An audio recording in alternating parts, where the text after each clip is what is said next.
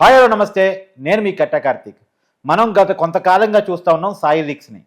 అనఫిషియల్గా విజయసాయిరెడ్డి జగన్మోహన్ రెడ్డి గారికి సంబంధించిన తాడేపల్లి ప్యాలెస్ రహస్యాలని ఒక్కొక్కటిగా బయటకు వదులుతూ వస్తుండారు. ఇప్పుడు డైరెక్ట్గానే మీడియా ముందుకు వచ్చి మాట్లాడడం స్టార్ట్ చేశారు. విజయసాయిరెడ్డి జగన్మోహన్ రెడ్డి గురించినటువంటి అనేక వాస్తవాలని, పరిపాలనలో జరిగిన కుంభకోణాలని, ఆ కుంభకోణాలకి వెనకాల ఉన్నటువంటి వ్యక్తులని ఒక్కొక్కరిని కూడా బయటికి తీసి చూపిస్తున్నటువంటి పరిస్థితి మనం చూస్తూ ఉన్నాం. ఎగ్జాంపుల్ కాకినాడ పోర్టు విషయంలో విక్రాంత్ రెడ్డి పేరు కానీ, లేదు వివేకానందరెడ్డి గారి హత్య కేసులో అవినాష్ రెడ్డి పేరు కానీ, తర్వాత మద్యం కుంభకోణంలో ఇంకొక రాజు కానీ, వీరందరి పేర్లు కూడా విజయసాయిరెడ్డి బయట తీస్తున్నటువంటి పరిస్థితి. అసలు విజయసాయిరెడ్డి జగన్మోహన్ రెడ్డి సంబంధించిన రహస్యాలను ఎందుకు బయటపెడుతున్నాడు? ఒకప్పుడు నమ్మకంగా ఉన్నటువంటి విజయసాయిరెడ్డి ఈ రకంగా ప్రవర్తించడానికి, ఈ రకంగా మారిపోవడానికి ఉన్న కారణాలు ఏంటి అనేటువంటిది విశ్లేషించుకునే ప్రయత్నం చేద్దాం. మనతో ఉన్నారు ప్రముఖ రాజకీయ సామాజిక విశ్లేషకులు కొత్తరాజరావు గారు. సార్ నమస్కారం. నమస్తే సార్, విజయసాయిరెడ్డి జగన్మోహన్ రెడ్డి గారి రహస్యాలు, గండికోట రహస్యాలు అంటారు కదా, అలా తాడేపల్లి కోట రహస్యాలు బయట పెడతా ఉన్నాడు. ఏంటి, ఎందుకు బయట పెట్టాలనుకున్న కారణాలు ఏంటి అసలు? ఆంధ్రప్రదేశ్ రాష్ట్రంలో ఎండ వేడెక్కుతూ ఉంది. రాజకీయాలు కూడా వేడెక్కేటట్టుగా విజయసాయిరెడ్డి చేస్తున్నట్టుగా మనకి అనిపిస్తూ ఉంది. ఎందుకంటే ప్రతిరోజు గడిచిన కొద్ది రోజుల నుంచి విజయసాయిరెడ్డి వ్యాఖ్యలు బాగా ట్రోలింగ్ అవుతున్న సందర్భం మనం చూస్తున్నాం. దీన్ని నిష్పక్షపాతంగా, పార్టీలకు అతీతంగా ఏం చేస్తున్నాడు, ఎందుకు చేస్తున్నాడు అనేది విశ్లేషణ చేసే ప్రయత్నం చేద్దాం. విజయసాయిరెడ్డి గారు రాజీనామా చేసి బయటికి వెళ్ళారు, పార్టీని వీడి రాజ్యసభ సభ్యత్వానికి కూడా. రిజిగ్నేషన్ లెటర్లో ఆయన రాసిన రాతలు ఏంటి?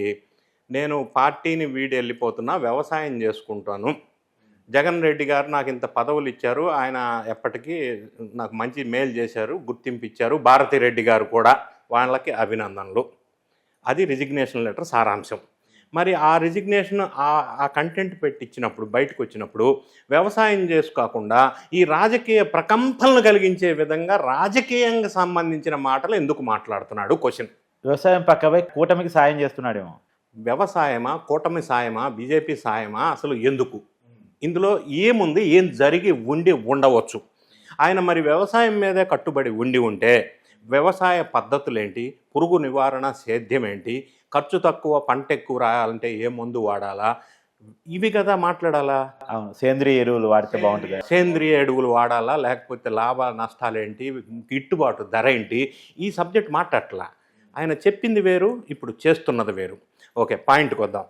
విజయసాయిరెడ్డి గారు నిన్న మొన్న పెట్టిన ప్రెస్ మీట్స్లో ప్రస్తావించిన అంశం, ఆయన సిఐడి వాళ్ళు ఎంక్వైరీకి రమ్మంటే వెళ్ళారు. ఆ కేసు విషయం ఏంటి?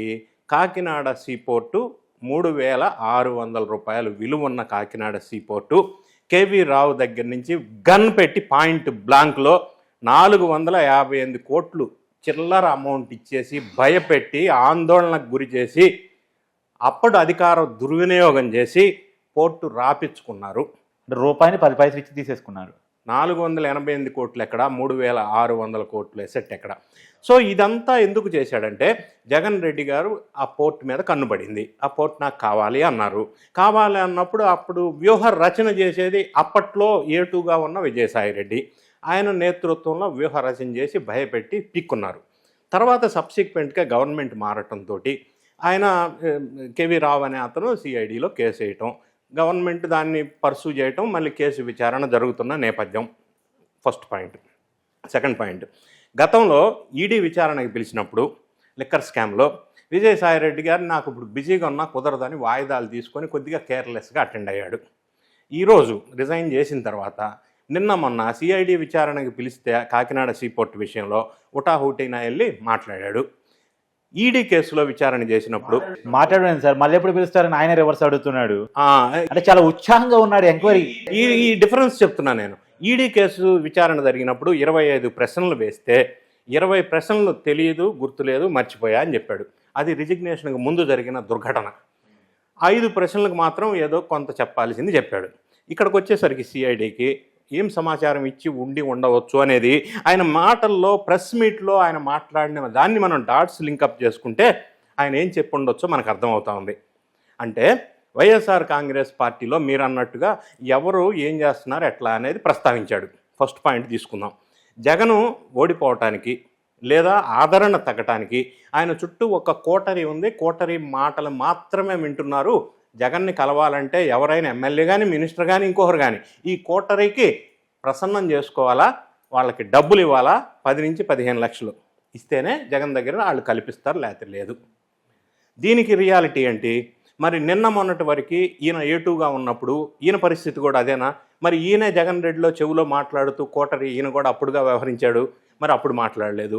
ఇప్పుడు కోటరీ వల్ల ఈయన స్పాయిల్ అయ్యాడు, జగన్ స్పాయిల్ అయ్యాడు, పార్టీ స్పాయిల్ అయింది, అవుతుంది అని చెప్తున్నాడు. రెండో అంశం, ఈయన కాకినాడ సీపోర్ట్ విషయంలో కర్త కర్మ క్రియ విక్రాంత్ రెడ్డి అని చెప్తున్నాడు. రెండోది, విక్రాంత్ రెడ్డిని నేను పరిచయం చేయక్కర్లేదు కేవీ రావుకి, నాకు సంబంధం లేదు అందులో. వైవి సుబ్బారెడ్డి కేవీ రావుకి మంచి రిలేషన్ ఉంది. కేవీ రావుకి అమెరికాలో పెద్ద ప్యాలెస్ ఉంది. వైవి సుబ్బారెడ్డి ఎప్పుడు అమెరికా వెళ్ళినా ఆ ప్యాలెస్లోనే ఉంటాడు. కాబట్టి వైవి సుబ్బారెడ్డి కొడుకు విక్రాంత్ రెడ్డి, వైవి సుబ్బారెడ్డి, కేవీ రావు వీళ్ళంతా క్లోజ్ రిలేషను, నా ప్రమేయం, నా ఇన్వాల్వ్మెంట్ లేదు, ఉండదు, అవసరం లేదు అన్నాడు. అవసరం లేదని అనుకుందాం. విక్రాంత్ రెడ్డి వైవి సుబ్బారెడ్డి కొడుకు మాత్రమే.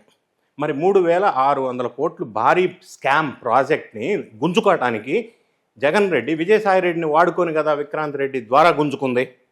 మరి ఇది నాకు తెలవదు, నేను ఇన్వాల్వ్ కాలేదని ఎందుకు చెప్పాడు? నంబర్ 1. నంబర్ 2, విక్రాంత్ రెడ్డి ఉన్నాడు, జగన్ రెడ్డి లేడు అని చెప్తున్న ప్రయత్నం చేశాడు. అంటే జగన్ రెడ్డి కాకుండా విక్రాంత్ రెడ్డిని ఇరికించే ప్రయత్నం. రెండోది, ఆయన టార్గెట్ చేసింది ఎవరెవరిని అని మాటల్లో మనం విశ్లేషణ చేసుకుంటే వైవి సుబ్బారెడ్డి, సజ్జల రామకృష్ణారెడ్డిని టార్గెట్ చేసినట్టుగా మనకు కనిపిస్తూ ఉంది స్పష్టంగా. దీంతో పాటుగా పెద్దిరెడ్డి, ఆయన కోటరీ మీనింగ్ మాత్రం ఇదే, లేదా మిథున్ రెడ్డి, వీళ్ళ మాత్రం టార్గెట్ చేసి మాట్లాడుతున్నాడు. సజ్జల రామకృష్ణారెడ్డి, అదే సజ్జల రామకృష్ణారెడ్డి, వైవి సుబ్బారెడ్డి, పెద్దిరెడ్డి, మిథున్ రెడ్డి, ఆయన ఉద్దేశం అది. వాళ్ళని ఎందుకు టార్గెట్ చేసి మాట్లాడుతున్నాడంటే రీజన్ 1, ఉత్తరాంధ్ర ఇన్ఛార్జిగా వైజాగ్లో ఈయనకి పదవి ఇచ్చినప్పుడు వైవి సుబ్బారెడ్డిని పెట్టి ఈయన పీకేశారు. సజ్జల రామకృష్ణారెడ్డి, భారత్ రెడ్డి ద్వారా ఈయనకి పదవులు లేకుండా దూరం పెట్టారు. వైఎస్ కుటుంబానికి 3 తరాలుగా సేవలు అందించిన వచ్చి దూరం జరగటం, ఇవన్నీ పక్కన పెడితే లండన్లో రిజైన్ చేసినప్పుడు లండన్లో జగన్ రెడ్డి గారు ఉన్నారు.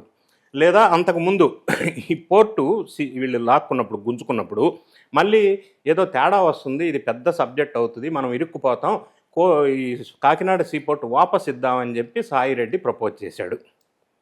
ప్రపోజ్ చేసినప్పుడు సరే విక్రాంత్ రెడ్డితో చెప్పాడు, వాపస్ ఇచ్చేయాలా, నేను జగన్ అన్నతో మాట్లాడాను, ఆయన ఇచ్చేయమన్నారు, మరి ఆయన దగ్గర నుంచి మనం తీసుకున్న 488 కోట్లు వాపస్ ఇచ్చేయాలా, నువ్వు ఇచ్చేసే అన్నాడు. ఈయన ఇట్లా మాట్లాడటానికి కారణం ఏమై ఉండొచ్చు అనేది నేను విశ్లేషణ చేస్తున్నా. ఇచ్చేయమన్నప్పుడు విక్రాంత్ రెడ్డి ఏమన్నాడు, నేను ఎందుకు ఇస్తాను, నా దగ్గర ఎక్కడున్నాయి, నేను ఇవ్వను అన్నాడు. ఈయన ఈ విషయం జగన్ అన్న లండన్లో ఫోన్ చేసి చెప్పాడు, ఇట్లా విక్రాంత్ రెడ్డి ఇవ్వను అంటున్నాడు, ఆయన పైసలు ఆయనకి ఇచ్చి వాపస్ ఇచ్చేద్దామని. జగన్ అన్న ఏమన్నాడు, సరే అన్న సాయన్న నువ్వు ఇచ్చేసే అన్నాడు. సో ఈయన ప్రతిపాదించిన దాన్ని ఈయన ద్వారానే, ఈయన పైసలే కాకినాడ సీపోర్ట్ కేవీ రావుకి పేమెంట్ చేయవలసిన అనివార్య పరిస్థితి జగన్ ద్వారా ఏర్పడింది. అది మనసులో ఎసిడిటీ స్టార్ట్ అయింది సాయిరెడ్డికి. దొబ్బేసిందే వాళ్ళు, కట్టాల్సిందే నేనా, తీసుకుంది వాళ్ళు, పేమెంట్ చేయాల్సి వచ్చింది నేను అన్నప్పుడు ఆ బాధ బయటకు వచ్చింది. బాధ బయటకు వచ్చి ఏం చెప్తున్నాడు, మనసు విరిగిపోయింది అంటున్నాడు. మనసు విరిగిపోయిందా, మనసు మారిపోయిందా? మనసు ఎందుకు మారింది? ఈ పైసలు ఈయన ద్వారా జగన్ రెడ్డి పే చేశాడు కాబట్టి. రెండో అంశం, సిఐడి ప్రస్తావన కేసు సబ్జెక్ట్ వదిలేసి లిక్కర్ స్కామ్ సబ్జెక్ట్ ప్రెస్లో మాట్లాడాల్సిన అవసరం ఏంటి? దీని వెనక ఏ ఉద్దేశం అయి ఉండవచ్చు? అంటే మిథున్ రెడ్డిని ఇందులో ఇరికించే ప్రయత్నం కాదా? లేదా కసిరెడ్డి రాజశేఖర్ రెడ్డి అనే ఒక ప్రస్తావన తీసుకొచ్చి ఆయన ద్వారా లిక్కర్ స్కామ్ అనేది భారతదేశంలోనే అతి పెద్ద స్కామ్ అని చెప్పుకోవచ్చు. Delhi liquor scam is nothing in front of Andhra Pradesh liquor scam. భారీ స్కామ్. ఇంత పెద్ద భారీ స్కామ్లో సిఐడి దగ్గర ఈయన ప్రస్తావించవలసిన కాకినాడ సీపోర్ట్ అంశాన్ని పక్కన పెట్టి కసిరెడ్డి రాజశేఖర్ రెడ్డి ద్వారా లిక్కర్ స్కామ్ జరిగింది అని చెప్పాడు. ఆ ప్రస్తావన తీసుకురావడంలో మీనింగ్ ఏంటి అంటే కసిరెడ్డి రాజశేఖర్ రెడ్డిని, మిథున్ రెడ్డిని ఇందులో ఇరికించాలనే ప్రయత్నం. సో ఈ మాటలు మాట్లాడుతున్న తీరు ఒకసారి చూసినట్టయితే మన భాషలో చెప్పుకోవాలంటే వైఎస్ఆర్ కాంగ్రెస్ పార్టీకి ఈయన ఏమన్నా ధమ్కి ఇస్తున్నాడా, నా జోలి ఏమి రావద్దు, వస్తే నేను ఊరుకాను అని. రెండోది, ఆయన మాట్లాడిన మాటల్లో ఇంకొక అంశం నేను తీసుకునేది ఏంటంటే, మరి ఇంకా విషయాలన్నీ నా దగ్గర ఉన్నాయి, నాకు తెలుసు, చెప్పవలసిన టైం వచ్చినప్పుడు చెప్తా కదా, నాకు కూడా ప్రొటెక్షన్ కావాలి కదా అన్నాడు. ఏం ప్రొటెక్షన్ కావాలా అంటే జగన్ రెడ్డి గారు ఈయన్ని చంపేస్తారని భయం ఉంది కాబట్టి ఆ భయానికి ప్రొటెక్షన్ కావాలా, లేదా అది బీజేపీ వాళ్ళ నుంచి ఈయన ఏమన్నా ప్రొటెక్షన్ ఆశిస్తున్నాడా? అంటే జగన్ విజయసాయిని చంపేస్తాడని మీ ఉద్దేశం? మరి ఆయన అన్న మాటల్లో ఏ విధంగా తీసుకోవాలా? నాకు కూడా ప్రొటెక్షన్ కావాలి కదా అన్నాడు. ఇదే మాట యాజ్ ఇట్ ఈజ్ ఆయన ఉంది. నా దగ్గర అన్ని విషయాలు ఉన్నాయి, ఆ స్కాము తెలుసు, ఈ స్కాము తెలుసు, నాకు ప్రొటెక్షన్ కావాలి కాబట్టి అన్ని విషయాలు సమయం వచ్చినప్పుడు బయట పెడతా అన్నాడు. అంటే దాని మీనింగ్ ఏంటి? అంటే ఈ ప్రభుత్వం నుంచి ఆయన రక్షణ కావాలని కోరుకుంటున్నాడు, రక్షణ వస్తే అప్రూవ్గా మారిపోవడానికి సిద్ధంగా ఉన్నాడు, అంతేనా? అదొకటి. రెండోది ఏమి ఇస్తున్నాడు? నా జోలు వస్తే ఊరుకోను అని ధమ్కి ఇస్తున్నాడు వైఎస్ఆర్ కాంగ్రెస్ పార్టీకి. ఒకేపీ రక్షణ కావాలని ఈ ప్రభుత్వం అడుగుతున్నారు, ధమ్కి ఇవ్వడానికి సిద్ధంగా ఉన్నాను వాళ్ళకి వార్నింగ్ ఇస్తున్నాడు. అదొకటి. రెండో అంశం పరిశీలిద్దాం. ఈ ప్రెస్ మీట్ అయిన తర్వాత వైఎస్ఆర్ కాంగ్రెస్ పార్టీ శ్రేణులు భారీగా పెద్ద ఎత్తున ప్రతిసారి ఖండించే శ్రేణులు ఖండించలేదు. First point. బొత్స సత్యనారాయణ ఈ ప్రెస్ మీట్ గురించి ప్రస్తావిస్తూ ఆయన మాట్లాడిన మాటలు ఏంటంటే, విజయసాయిరెడ్డి గారు చెప్పింది నిజం అయ్యి ఉండొచ్చు, కాకపోయి ఉండొచ్చు. దాని మీనింగ్ ఎలా తీసుకోవాలా? ప్రతిసారి విచ్చలవిడిగా ఖండించే లీడర్స్ కదా వీళ్ళు. పైగా బూతులు తిట్టారు ఇప్పుడు నిజానికి విజయసాయిరెడ్డిని వాళ్ళు కదా. అంటే వాళ్ళ స్టాండ్ ఏ విధంగా తీసుకున్నారు, ఎందుకు తీసుకున్నారు అనేది ఆలోచన చేయవలసిన అవసరం ఉంది. బొత్స సత్యనారాయణ అట్లా అనటంలో ఉద్దేశం ఏమై ఉండి ఉండొచ్చు అంటే, లిక్కర్ స్కామ్కి బాధ్యుడు కసిరెడ్డి రాజశేఖర్ రెడ్డి, జగన్కి సంబంధం లేదు అని ఎస్టాబ్లిష్ చేయదలుచుకున్నారా అని మీరు అనేది అంటే నాకు రెండు కనపడుతుంది. అసలు జగన్మోహన్ ఇరికించడం కోసం ప్రెస్ మీట్ పెడుతున్నాడా? జగన్మోహన్ సేవ్ చేసి ఈ నేరాలన్నిటికీ ఇంకో పలానోడు పలానా అని నేను అనేది అదే, ఆ పాయింట్కే వస్తున్నా. దీన్ని ఎట్లా విశ్లేషణ చేయవలసి వస్తుంది? నాకేమనిపిస్తుందంటే, బొత్స సత్యనారాయణ ఖండించాల్సింది పోయి, అవును ఆయన చేసింది చెప్పింది కరెక్ట్ అయి ఉండొచ్చు, కాకపోయి ఉండొచ్చు అంటే లిక్కర్ స్కామ్లో జగన్ సంబంధం లేదు, జగన్ రెడ్డికి సంబంధం ఏమాత్రం లేదు, సాయిరెడ్డి చెప్పినట్టుగా కసిరెడ్డి రాజశేఖర్ రెడ్డే కర్త కర్మక్రియ అని వీళ్ళు ప్రూవ్ చేసి ఎస్టాబ్లిష్ చేయబోతున్నారా జగన్ని సేవ్ చేయడానికి? రెండోది, విక్రాంత్ రెడ్డి ఒక్కడే జగన్ రెడ్డికి సంబంధం లేదు సీపోర్ట్లో, లేదా మన సాయిరెడ్డికి సంబంధం లేదనేది ఎస్టాబ్లిష్ చేస్తున్నారా?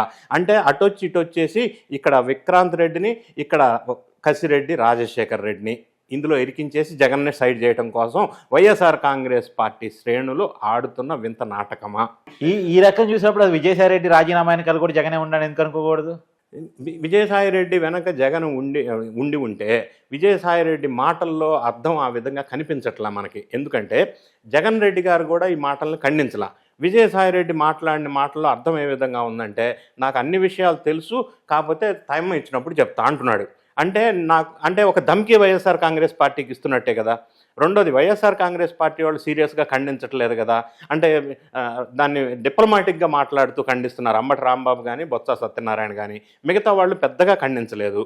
ఈ విషయాలను చూసినప్పుడు విజయసాయిరెడ్డి కూడా వ్యూహాత్మకంగా నాకు అన్ని విషయాలు తెలుసు, సమయం వచ్చినప్పుడు చెప్తా అంటే వైఎస్ఆర్ కాంగ్రెస్ పార్టీని గుప్పెట్లో పెట్టుకునే ప్రయత్నం, ఒక భయపెట్టే ప్రయత్నం ఈయన చేస్తున్నాడా అనేది అవకాశం ఉంది. రెండోది, ఇదే వైఎస్ఆర్ కాంగ్రెస్ పార్టీ వాళ్ళు మిగతా వాళ్ళ అభ్యర్థుల్ని విమర్శించినట్టు విచ్చలవిడిగా బూతులు తిట్టినట్టు తిడితే విజయసాయిరెడ్డి టర్నింగ్ వేరే రకంగా ఉంటుంది. ఆ టర్న్ తీసుకుంటే అల్టిమేట్గా వైఎస్ఆర్ కాంగ్రెస్ పార్టీకి, జగన్కి తీవ్రమైన నష్టం, ఇర్రికవరబుల్ లాస్ జరిగే అవకాశం ఉంటుంది. అందుకని విజయసాయిరెడ్డి విషయంలో కొంచెం సాఫ్ట్ కార్నర్తో వ్యవహరిస్తున్నారు. ఎందుకంటే వీళ్ళిద్దరు అన్ని రాష్ట్రాలు తెలిసిన వ్యక్తి కాబట్టి జాగ్రత్తగా ఉండాలని ఒకటి. రెండో అంశం, ప్రజలందరికీ తెలుసు, జగన్ రెడ్డి గారికి సంబంధించిన అక్రమ ఆస్తులు కానీ, సక్రమ ఆస్తులు కానీ, వ్యవహారాలు కానీ విజయసాయిరెడ్డికి తెలిసినంతగా ఎవ్వరికి తెలియదు. సో ఆయన్ని గెలుపుకుంటే రేపటి రోజున నష్టం జరిగేది జగన్ రెడ్డికి లేదా వైఎస్ఆర్ కాంగ్రెస్ పార్టీకి. నంబర్ 1. నంబర్ 2, విజయసాయిరెడ్డి కనుక షర్మిలని విజయమ్మని గారి దగ్గర తీసుకొని ఉంటే ఆయన సైడు, మరి జగన్ రెడ్డికి, వైఎస్ఆర్ కాంగ్రెస్ పార్టీకి ఇంకా ఎక్కువ నష్టం జరిగే అవకాశం ఉంది. ఎందుకంటే రహస్యాలు మొత్తం తెలిసిన, గండికోట రహస్యాలు మొత్తం తెలిసిన ఒకే ఒక వ్యక్తి విజయసాయిరెడ్డి. సో ఆయనకు వచ్చిన ఒకే ఒక బాధ మనకు అనిపిస్తూ ఉంది, ఈ పేమెంట్ జగన్ రెడ్డి ఈయన చేత పే చేయించాడన్న ఆక్రోశం కావచ్చు, ఆ కోపం కావచ్చు. దానివల్ల ఈయన ఈ విధంగా ప్రస్తావించి మాట్లాడిన అంశం మనకి వెలుగులోకి వస్తూ ఉంది. ఇదే విధంగా వీళ్ళు ఫర్దర్గా ఆయన ఏం గెలకుండా ఉంటే ఆయన ఏ విధంగా వ్యవహరిస్తాడు? అక్కడ కసిరెడ్డి రాజశేఖర్ని బుక్ చేస్తారా? ఇక్కడ విక్రాంత్ రెడ్డిని కాకినాడ సీపోర్ట్లో బుక్ చేస్తారా? ఎందుకంటే విక్రాంత్ రెడ్డి ఒక్కడే ఇంత పెద్ద డీల్ హ్యాండిల్ చేయగల శక్తి, కెపాసిటీ ఆయనకు లేదు. అందులో వ్యూహకర్తగా ఖచ్చితంగా విజయసాయిరెడ్డి ఉండవచ్చు. ఇంకో మాట విజయసాయిరెడ్డి ప్రస్తావిస్తే ఏం చెప్పాడు? కేవీ రావు అంటే నాకు పడదు, అసహ్యం అన్నాడు. సో ఇవన్నీ అంశాలు మనం ఒక్కసారి నిష్పక్షపాతంగా ఆలోచిస్తే ఆయన వ్యూహం మనకు అర్థమవుతూ ఉంది. ఈ విధంగా వైఎస్ఆర్ కాంగ్రెస్ పార్టీని ఒక పెద్ద భయపెట్టే ప్రయత్నం అయితే విజయసాయిరెడ్డి ఖచ్చితంగా వ్యూహం ఉంది. అని మనకు అర్థమవుతా ఉంది. Thank you sir. Thank you.